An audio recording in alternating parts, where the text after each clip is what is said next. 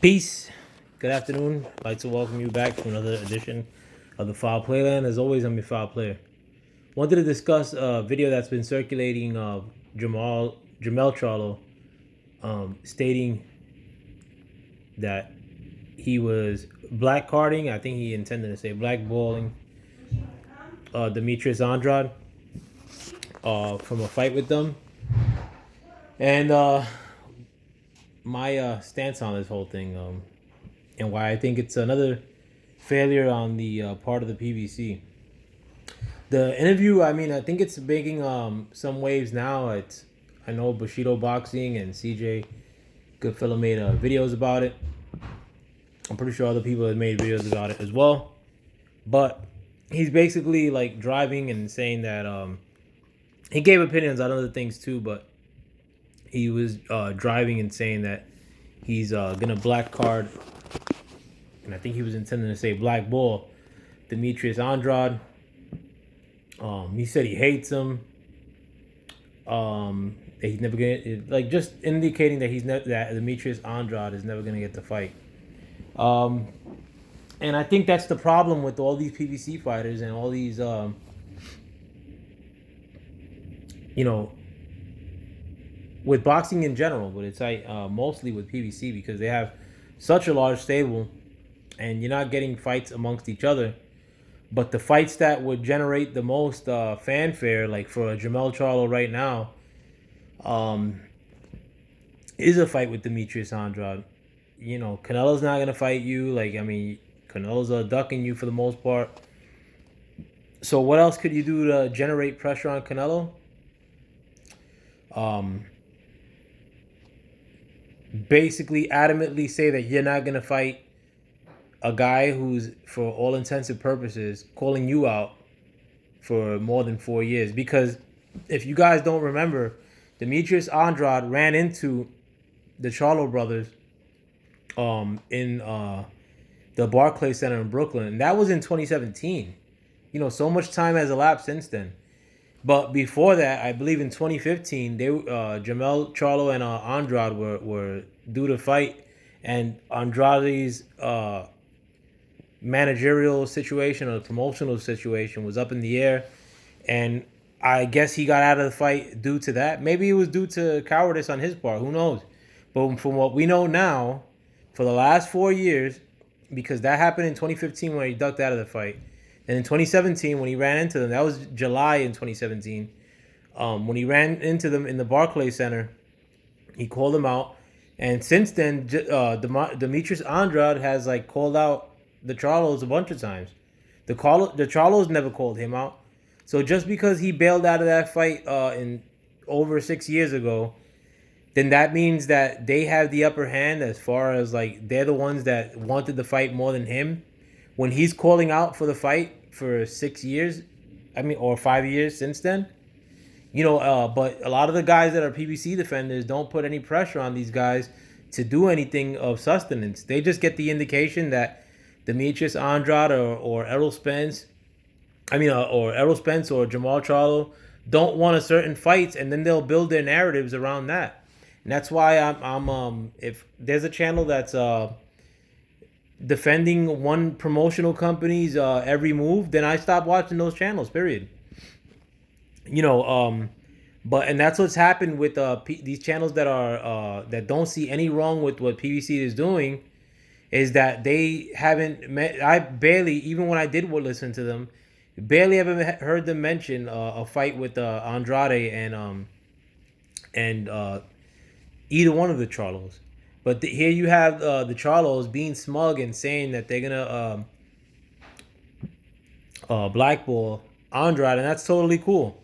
And the thing is too, like, to their defense, like this interview, like, or that state that was done, like, I found videos of that, like, that were over a month ago, and not that I knew about that over a month ago, because I don't give two shits about like the movements of the Charlo brothers or any other boxer if they're not fighting each other. If then or besides them fighting each other, I don't care what they do on their Instagrams. I don't care what clubs they go to.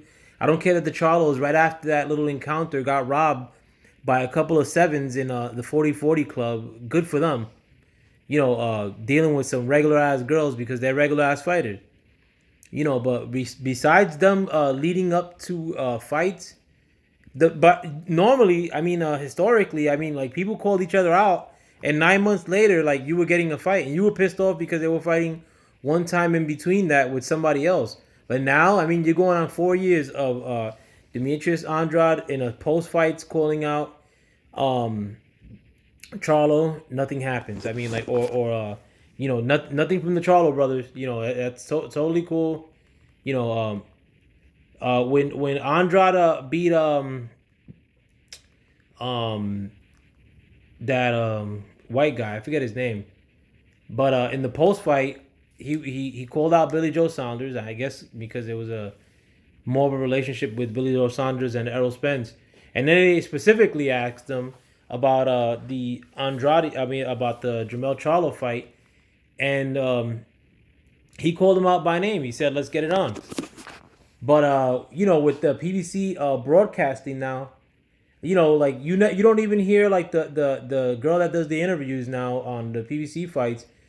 Like when Danny Garcia lost to Errol Spence, she didn't ask Errol Spence about no Bud Crawford. She asked about like other stuff, and like and no mention of anything that's not on PBC. I'm surprised that he didn't call out Porter for a rematch in that when he beat Danny Garcia.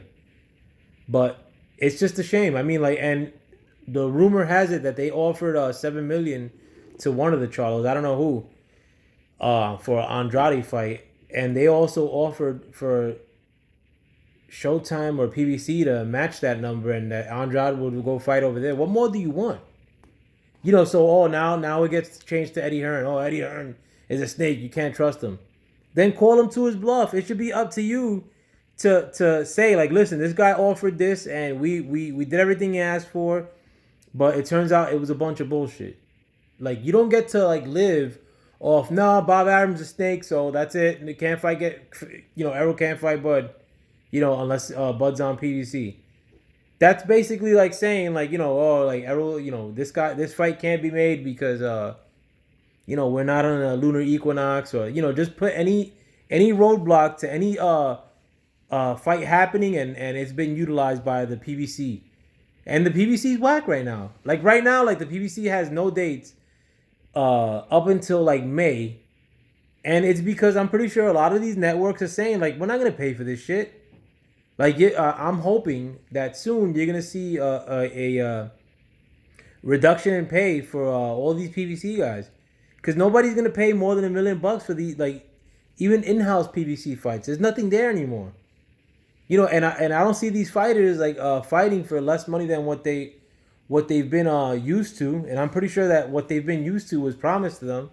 But right now, like you're getting in that point like where, and I should make a video about this, where a lot of these PBC guys, the back end boys, stupid ass name, were getting paid probably under the table in some degree, like by Al Heyman, and they were getting stuff from like concessions or parking or merchandise at stadiums or at these venues.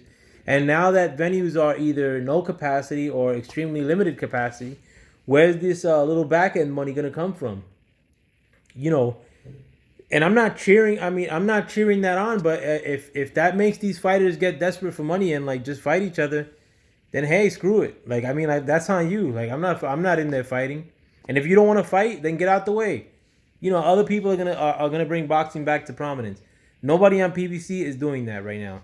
Let me know what you guys think. With that, I'm out. Peace.